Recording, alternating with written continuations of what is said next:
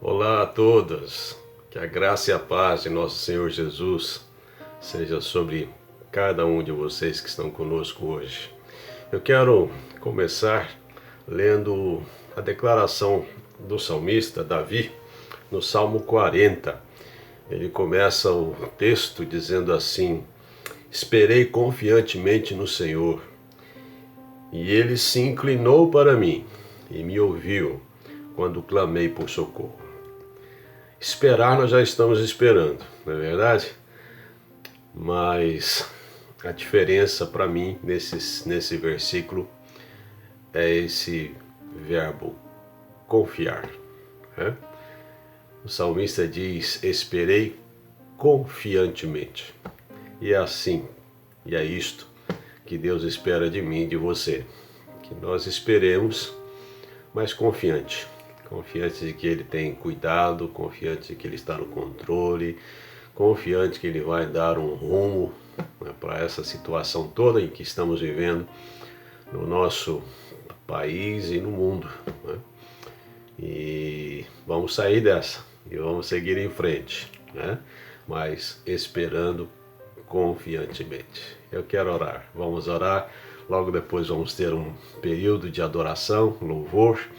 E então vamos meditar na palavra de Deus hoje. Vamos orar. Senhor, obrigado. Obrigado pela bênção de poder olhar para o Senhor e crer na tua fidelidade à tua palavra, crer na, no teu amor, no teu cuidado, na tua presença conosco. Senhor, nós te rendemos graças, porque até aqui o Senhor tem nos ajudado. E o Senhor há de continuar, Senhor, a realizar a boa obra que iniciou em cada um de nós. Dá-nos um coração confiante, dá-nos um coração perseverante, dá-nos um coração cheio da Tua paz, da Tua presença. E ajuda-nos, Pai, a seguirmos firmes na nossa caminhada e na missão que o Senhor confiou a cada um de nós. Nos abençoa, Pai, nesta hora de culto, de encontro virtual, mas espiritual, porque estamos na presença do Deus Todo-Poderoso e o Senhor conhece o nosso coração, o Senhor conhece a nossa vida, o Senhor conhece o que cada um tem passado nesses dias. A nossa oração é de que o Senhor abrevie esses dias difíceis de epidemia no nosso país e no mundo. Que o Senhor esteja, ó Deus, pondo a tua mão com misericórdia, como o Senhor já tem feito. Porque se o nosso país não virou um caos nesses dias, é porque o Senhor tem cuidado de nós. Obrigado por isso, Senhor. Obrigado. Abençoa-nos. Receba-nos na tua presença, Senhor, e nos abençoe. Em nome de Jesus. Amém. Amém. Vamos adorar o Senhor. Daqui a pouco eu volto. Graças e paz, irmãos. Vamos estar louvando o nosso Deus nesse momento de louvor e adoração, amém?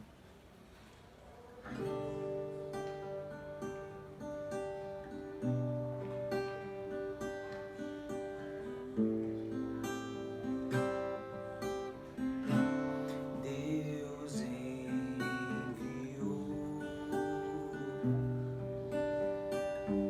seu Filho amado pra nos salvar.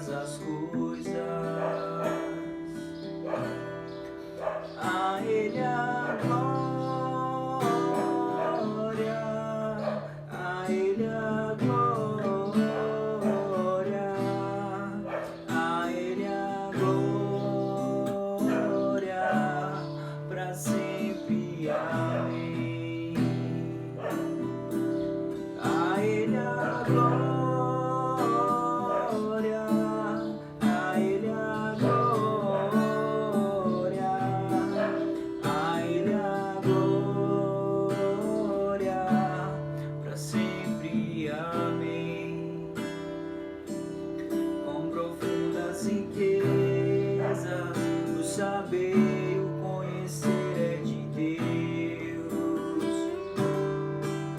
Quão insondáveis teus juízos e seus caminhos, quão profundas riquezas, o saber, o conhecer é de Deus.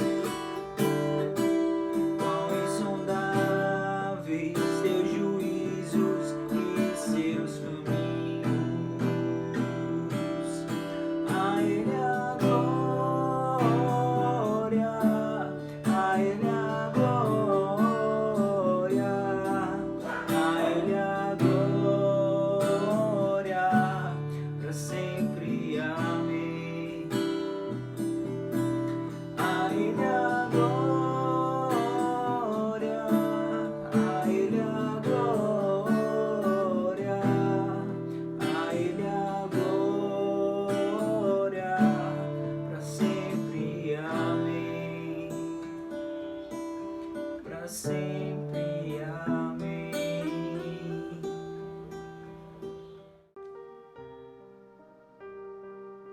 Boa noite, é bom estarmos juntos, ainda que separados, né?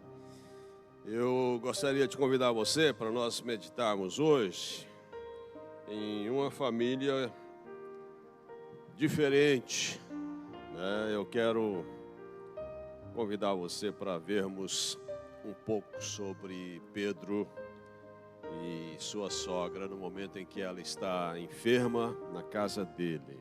Está no Evangelho de Mateus, capítulo 8, versículos 14 e 15. Tendo Jesus chegado à casa de Pedro, viu a sogra deste acamada e ardendo em febre. Mas Jesus tomou-a pela mão e a febre a deixou. Ela se levantou e passou a servi-lo. Amém. Como é a sua casa? Como é viver na sua casa? Sua casa se parece com o quê? Uma pensão, é um lugar onde você vai para dormir, sai, passa o dia todo fora, mas a vida na sua casa é totalmente impessoal, não há alegria, prazer, não há... É bom morar na sua casa? O que se parece a sua casa? Um campo de batalha? Um campo de guerra? Violência? E violência não só física, mas verbal? Com que se parece a sua casa? Um lugar de solidão? É possível a gente estar na nossa casa e nos sentirmos totalmente sós.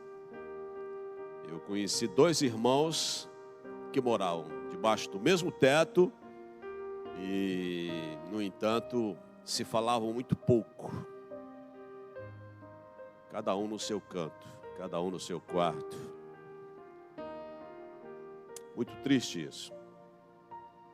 Com que se parece a sua casa? Um elevador,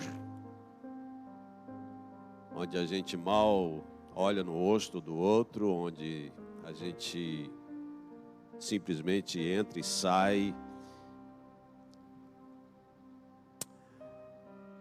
Eu quero pensar contigo hoje sobre como transformar a nossa casa em um lugar de cura, porque é isso que acontece na casa de Pedro. A sogra de Pedro está na casa de Pedro e ela está doente. E na casa de Pedro acontece uma cura na vida dessa mulher. Como a nossa casa pode transformar-se em um lugar de cura, em um lugar de transformação, em um lugar abençoador, onde as pessoas, de alguma forma, ao entrar e ter contato com ela, podem serem abençoadas. Eu entendo que, antes de mais nada, a nossa casa precisa ser assim. Na Bíblia nós encontramos algumas casas que foram abençoadas por Jesus. Quando Jesus entrou nessas casas, elas deixaram de ser como eram. A casa de Zaqueu, por exemplo, o publicano. Zaqueu, ele era um homem mal visto, mal falado, malquisto pelas pessoas ou pela maioria delas. Afinal, ele era visto como um traidor da sua pátria, ele servia ao império, ele era conhecido pela sua corrupção, porque cobrava impostos além do que devia receber. E, no entanto, Jesus, ao olhar para Zaqueu, diz: Zaqueu, desce depressa, porque eu quero ir cear com você na sua casa. E Jesus vai lá e a vida de Zaqueu muda. Como é bonito isto, não é verdade? E como é bom a gente acreditar que é possível haver mudanças na vida de alguém. Às vezes até na vida daquele que a gente bate o olho e acredita e pensa que não tem conserto, é um caso perdido. Mas para Deus não há casos perdidos.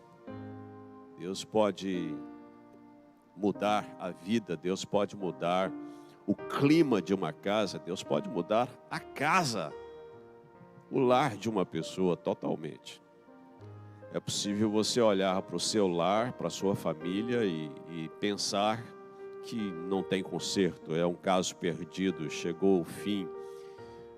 Sua família é complicada demais. Quantas vezes eu já ouvi essa frase? Mas Deus pode mudar. E o bom é que Deus quer mudar. Deus quer mudar. E essa mudança pode acontecer a partir do que Deus fizer na sua vida. Porque a partir de você, as pessoas na sua casa podem serem abençoadas, tocadas por Jesus.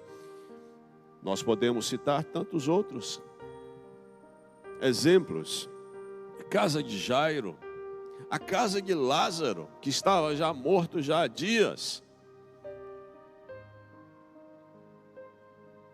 Mas Jesus estando ali, a situação passa por mudanças. Então, como a nossa casa pode transformar-se em um lugar de cura? Primeira coisa, nós precisamos cultivar a presença de Jesus na nossa casa. Jesus não pode ser um personagem passivo, quieto na nossa casa.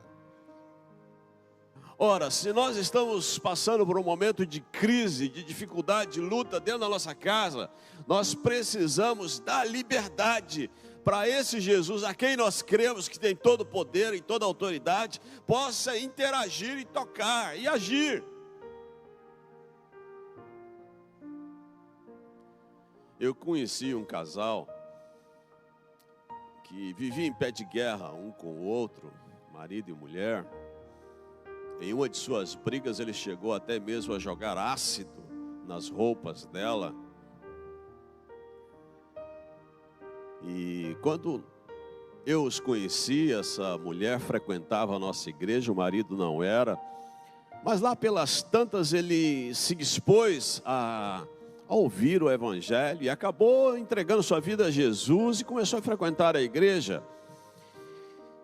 E com o tempo ele foi aprendendo algumas coisas e foi melhorando aos poucos. A mudança na vida de uma pessoa que conhece o evangelho não é assim instantânea, é um processo que dura a vida toda, de altos e baixos. Mas eu estou contando sobre esse casal por um motivo.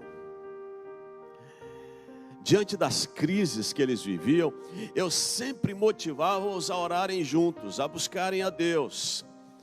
E a resposta que eu sempre ouvia deles era: pastor, eu não me sinto bem, eu não me sinto à vontade, com liberdade para orar com ela. ou com ele, ela dizia. E assim era.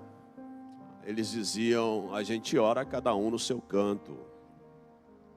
Mas um dia, o filho deles, o Leonardo, um garoto que na época tinha seus 13 anos, um dia o filho dele passou muito mal. E Renato era um taxista, e é até hoje. No dia que o garoto passou mal, eles me encontraram numa rua lá em Caxambu, em Minas Gerais, e parou o carro na minha frente e disse: pastor, entre aqui, nós vamos para o hospital, Leonardo está passando mal e tal, e voou para o hospital, e eu fui junto. E chegando lá, o garoto já foi direto para a sala de cirurgia, e eu fiquei com o Renato e a esposa ali, né, no corredor do hospital, eles aflitos, e eu os abracei ali no corredor, ficamos abraçados, ela chorando, ele também, e eu comecei a orar. Orei por Léo, orei por eles, orei pelos médicos, e lá quando eu terminei de orar, ela começou a orar. E quando ela terminou de orar, ele começou a orar. E nós fizemos uma reunião de oração ali no corredor do hospital. E houve muita unção naquele momento ali. E a cirurgia foi bem sucedida, passou o problema. E semanas, meses depois, de repente o casal está de novo tendo um momento de conflito. E a minha pergunta foi: vocês já oraram? E a velha conversa surgiu. Ele disse: pastor, a gente não ora junto, a gente não tem esse negócio de orar juntos. E eu disse para ele: rapaz, vocês estão vendo a casa cair, vocês estão vivendo uma crise, a coisa está feia no casamento de vocês, na vida de vocês, e vocês não buscam a Deus. Você se esqueceu do que aconteceu lá no hospital? No hospital, seu filho estava doente, estava lá correndo risco de morte. E você orou no corredor do hospital, junto com a sua esposa. Por quê? Porque vocês estavam enfrentando um momento difícil. E vocês uniram forças para buscar forças com quem tinha condições de socorrê-los naquela hora. E o que eu estou dizendo para vocês é que vocês precisam fazer isso. Se é um momento difícil na vida do filho, se unam como família e lute pelo filho. Se é um momento difícil entre vocês, casal, um com o outro, se unam e lutem contra o mal que está buscando destruí-los, atingi-los. Jesus não pode ser um personagem que você vai na igreja, no templo, no domingo à noite para encontrar-se com Ele. Jesus tem que estar na sua casa. Jesus tem que estar no dia a dia. Jesus tem que interagir com você. Vida cristã é isso. A questão é que nós podemos ter Jesus aqui, mas Jesus também pode ficar do lado de fora, mesmo você se dizendo cristão. Não é isso que a gente vê lá em Apocalipse, capítulo 3, versículo 14 ao 22, quando Jesus escreve uma carta para uma igreja chamada Laodiceia. Ele não está falando para pessoas incrédulas, ele está escrevendo essa carta para cristãos, ele está escrevendo para a igreja. E ele diz: eis que estou à porta e bato, se alguém ouvir minha voz e abrir a porta, entrarei, cearei com ele, ele comigo. Ele está dizendo isso para cristão. E ele está dizendo para essa igreja em Laodiceia que ele não está dentro, ele está fora. Então é possível Jesus estar do lado de fora e não dentro da sua casa. Apesar de você ser cristão, apesar de você caminhar com a Bíblia para a sua igreja aos domingos. Para a nossa casa ser um lugar de transformação, ser um lugar que abençoa a vida de outros, nós precisamos levar Jesus para dentro. Nós precisamos dar liberdade para Jesus tocar na enfermidade, no problema. E foi isso que Pedro fez. Pedro levou Jesus para dentro da sua casa. E Pedro apresentou a sua sogra, que estava enferma, a Jesus. E Jesus a curou. Segunda coisa que nós precisamos fazer para que a nossa casa seja um lugar de transformação, seja um lugar abençoador, é aprender a agir e reagir como servo. A sogra de Pedro, ela é curada, e o segundo versículo que eu li, versículo 15, nos diz que ao ser curada, ela se levanta e passa a servi-lo. Se nós queremos que a nossa casa seja um lugar abençoador, nós precisamos sim agirmos e reagirmos como servos. A maneira como cada um serve em casa revela o espírito que domina a família. A sogra de Pedro estava com febre. Como é uma pessoa com febre? Hipersensibilidade, mau humor, desânimo, né? Perda de apetite, isolamento, indisposição para servir. Você está doente? Vai servir como? A cura veio quando Jesus agiu na direção dela como servo. Jesus serve a mulher. Jesus dá a ela o que ela precisava de cura. Jesus veio como servo, esvaziou-se de si mesmo, abriu mão da glória, tornou-se em figura humana, como servo serviu, e serviu até a morte. E nos serve até hoje. Mesmo estando à direita do Pai, Jesus é o nosso advogado e intercede por nós. O Deus que se fez homem disse: eu não vim para ser servido, eu vim para servir e dar a minha vida em favor de muitos. Jesus serve aquela mulher. E ao ser abençoada, ao ser curada, ela quer servir a Jesus. A verdade é que quem não aprendeu a servir, ainda não sabe o que é felicidade. Ser feliz é fazer alguém feliz, através da forma como nós a servimos. E nada produz mais felicidade do que servir o próximo pelo simples prazer de servir. Não por obrigação, não por imposição, mas pelo prazer de servir. Aos olhos de Deus, os grandes são aqueles que sabem servir.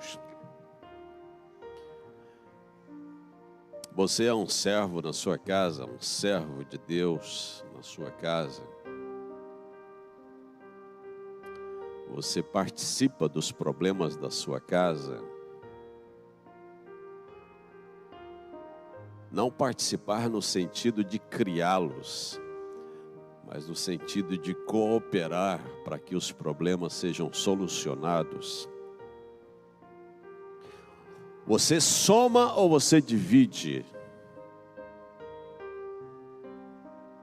Como é você dentro da sua casa? Você serve ou você só quer ser servido? Tem gente que é assim, Tem gente que só olha para si mesmo, só quer ser servido. Mas você é alguém que serve. Você ajuda a sua esposa, você ajuda seu marido, você ajuda seus filhos, você ajuda seus pais.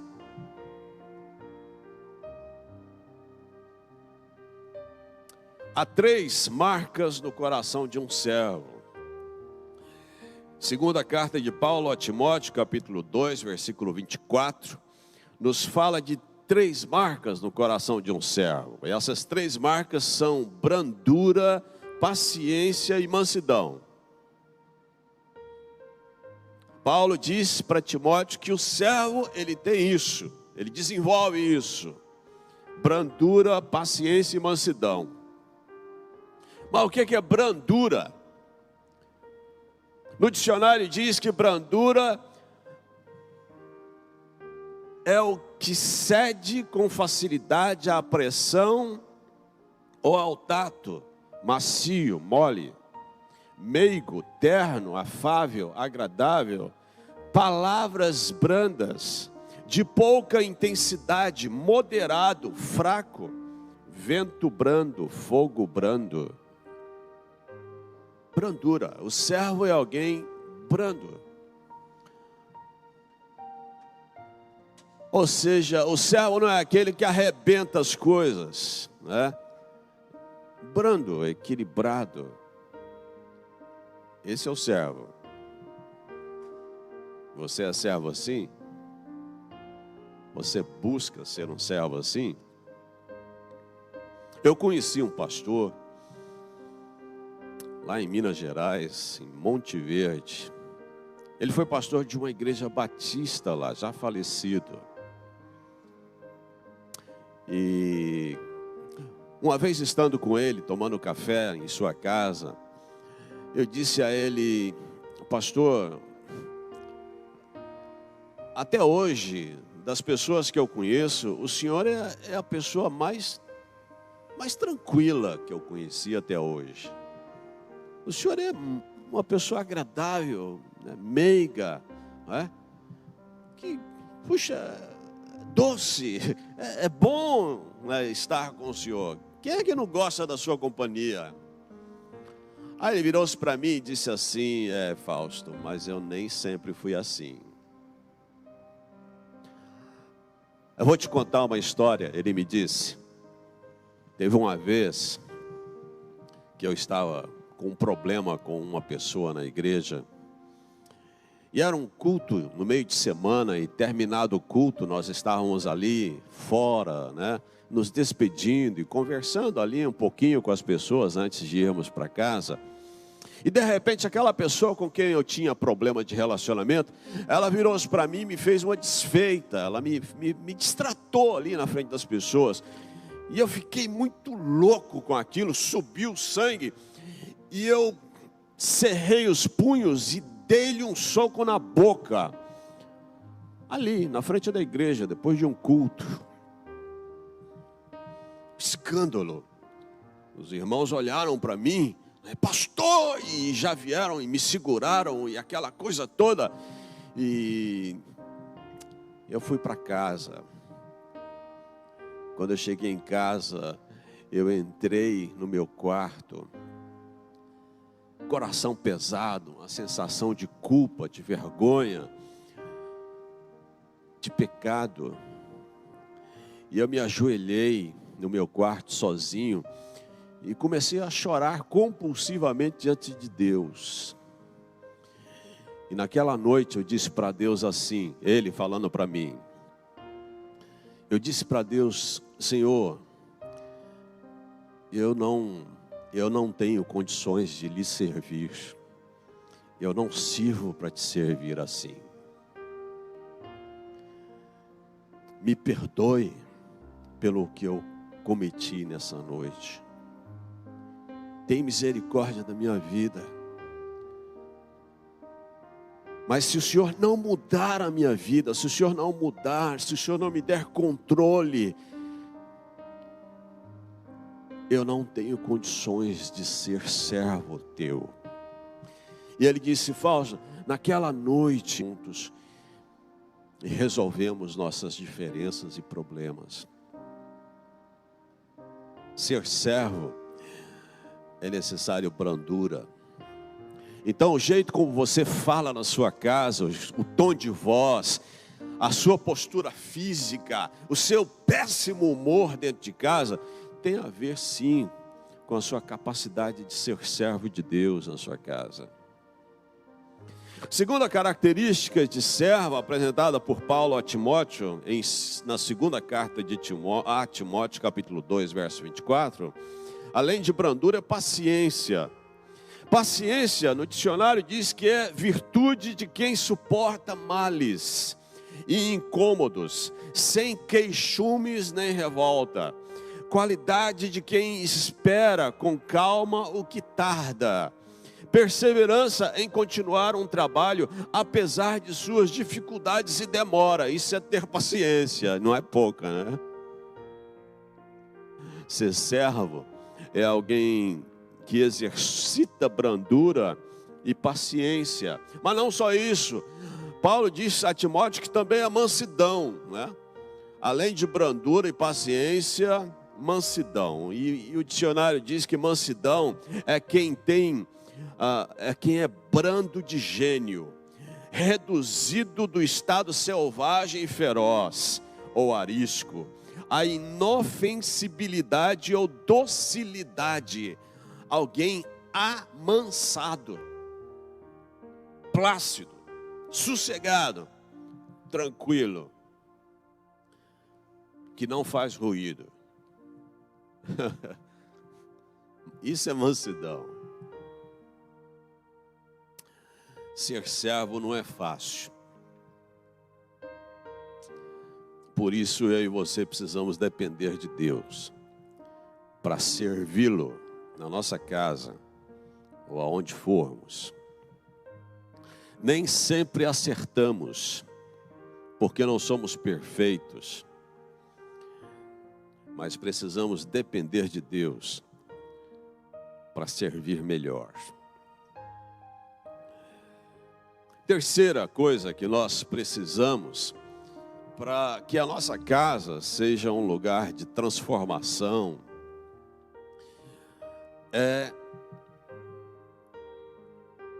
deixar que os doentes tenham acesso a ela.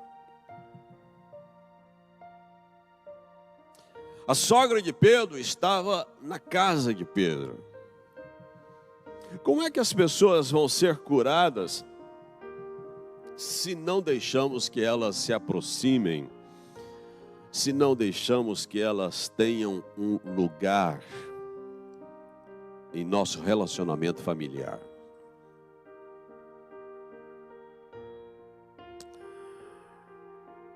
Sua casa é difícil? Você ora pela sua casa?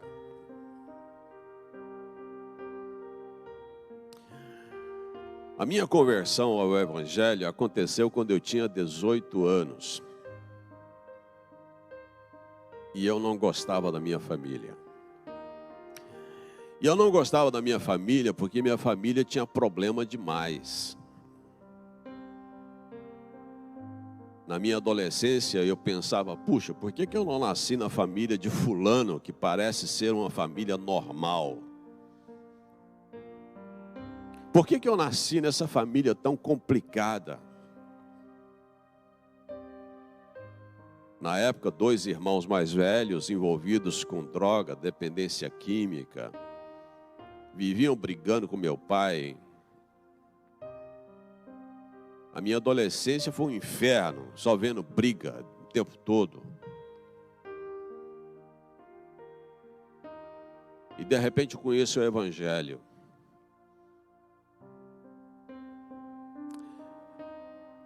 E o primeiro momento que eu tenho com a minha mãe, após a minha conversão, em que eu contei a ela que eu havia entregue a minha vida a Jesus,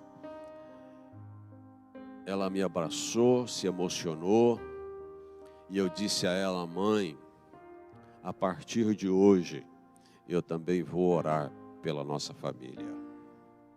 E eu me uni à minha mãe, E de repente Deus começa a agir na vida dos nossos irmãos. E um conhece o Evangelho, o outro conhece o Evangelho, as coisas começam a serem mexidas por Deus. Porque quando você ora, Deus começa a agir com mais intensidade. Quantos anos já se passaram? E a minha família vive em paz. Meus irmãos conheceram o Evangelho. Meus sobrinhos conheceram o Evangelho. Alguns se afastaram. Hoje estamos orando para que eles voltem. É assim que as coisas acontecem. Mas a gente precisa ter essas pessoas próximas. Não podemos isolá-las. Quantas famílias não podem fazer sequer uma festa, porque não aceitam a presença de outros que são considerados doentes, problemáticos na família.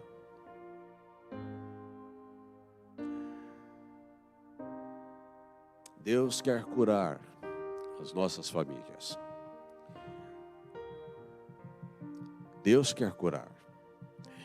E esse processo de cura e de transformação pode começar a partir de você.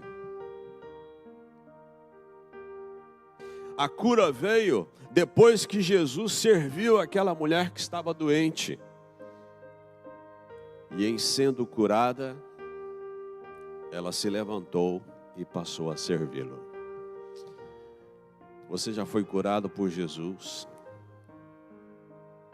Você já entregou sua vida a Jesus?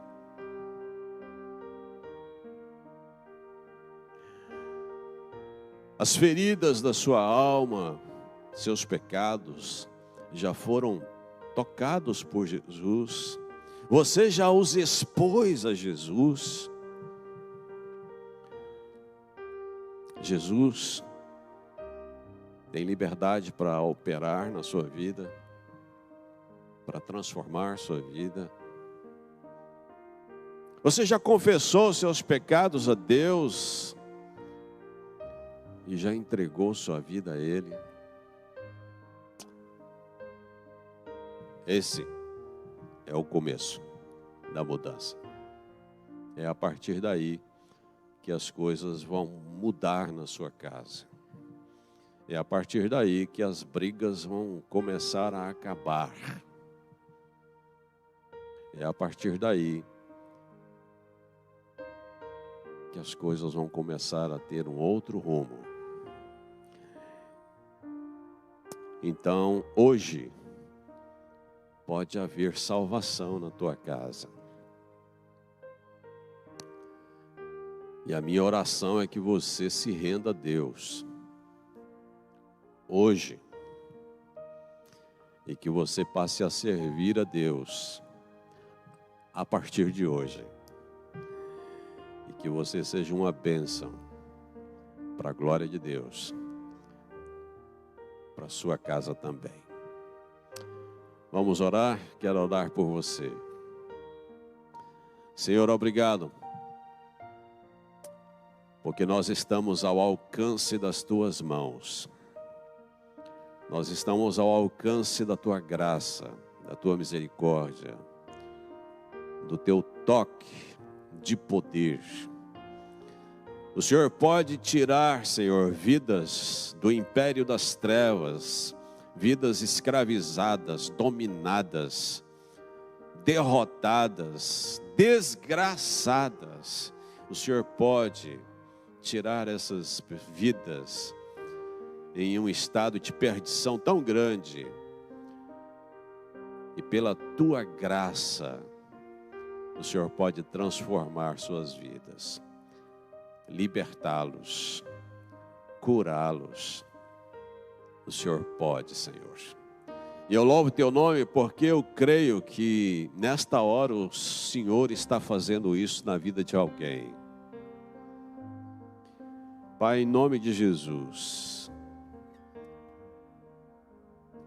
transforma os nossos lares, transforma as nossas vidas, transforma a vida do marido, da esposa, dos filhos, da sogra, da cunhada, do cunhado, da nora, do genro. Transforma, Senhor, transforma as nossas casas em um ambiente de paz, em um ambiente de refúgio, em um ambiente de cura, em um ambiente, Senhor, onde o Senhor esteja soberanamente governando. Pai, expulsando, roubando, destruindo, Senhor, expulse em nome de Jesus esses demônios das nossas casas. E encha, Senhor, as nossas casas da presença do Espírito Santo, de tal forma que o amor seja espontâneo, que o fruto da Tua presença, Senhor, seja pleno na atitude de cada um, e que nós sirvamos uns aos outros a partir daquilo que o Senhor tem nos servido. Pai, opera isto para a glória Tua, para a vergonha e derrota do inimigo. Senhor, faz isto, Senhor. Assim oramos em nome de Jesus. Amém. Amém. Deus te abençoe.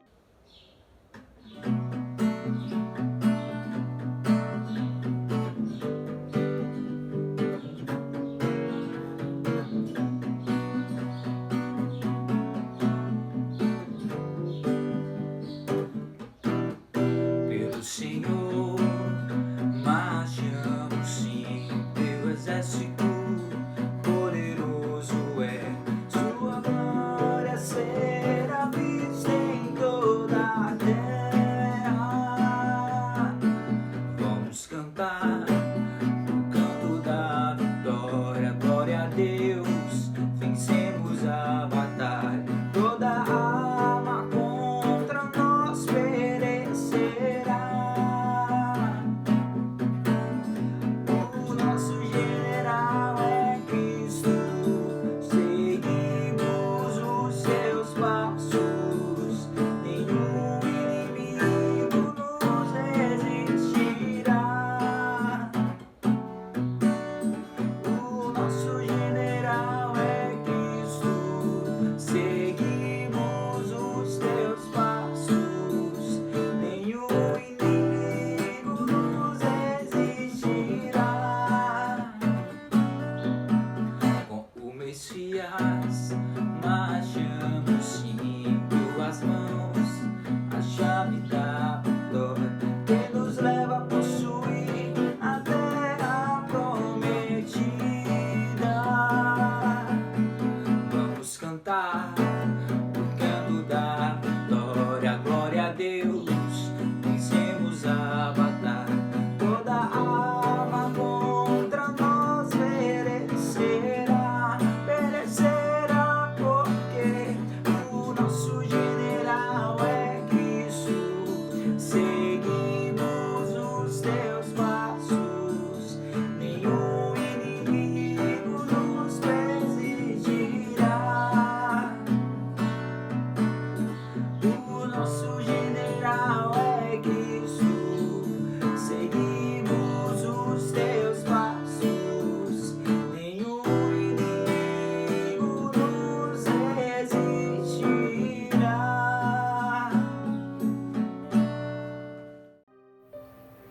Que assim seja o nosso lar, que assim seja a nossa vida. Nós enfrentamos tantas coisas. Nossa casa, nossa vida não é perfeita, mas nós precisamos depender do toque transformador do Senhor Jesus no nosso dia a dia. Que Ele estenda a sua mão e toque a sua vida, toque a sua casa, toque as nossas vidas. E que a nossa casa, Senhor, seja um caminho por onde Ele passe, transforme e use para abençoar a vida de outros. Deus abençoe a sua casa, Deus abençoe a sua vida. Nós voltamos então no próximo final de semana, Um grande abraço. Quero encerrar fazendo uma oração. Senhor, nós te agradecemos pela tua palavra. Te agradecemos pela tua misericórdia.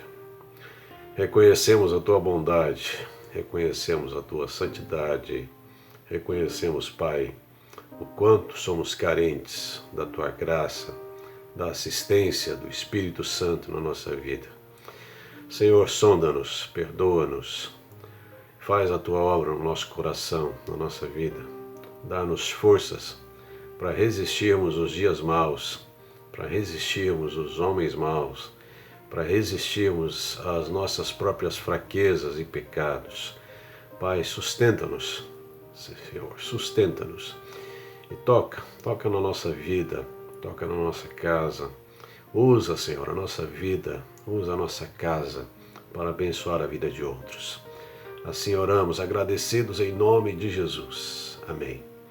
Que a graça de nosso Senhor Jesus e o amor de Deus, o nosso Pai, o poder, a presença do Espírito Santo, seja sobre a sua vida, sobre a sua família e sobre a igreja do Senhor, até que Ele volte.